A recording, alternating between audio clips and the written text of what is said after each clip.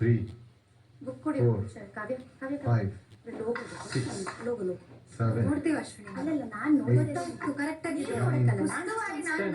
ನೋಡ್ತೀನಿ ma'am position please ma'am. ಬೆಲ್ಲ ಆಯ್ತಲ್ಲ ಆಯ್ತು ಒಂದು ನಿಮಿಷ. ಅಲ್ಲ ಇವ್ರು ಹೊಡ್ತಿದ್ದಾರೆ ನಮ್ದು ಗೇಮ್ದಾಗಿ. ಡಿಕ್ಲೇರ್. ನಾನು ಗುಡ್ ಜಾಬ್ ಗಾಯ್ಸ್. ನೀವು ಘೋಷಿಸಿ ಘೋಷಿಸ್ತೀರಾ ಸರಿ. ಕರೆಕ್ಟ್ ಇದೆಯಾ Perfect. ಏನ್ ನಾನು ನನ್ನೇ ಮಾಡ್ತೀನಿ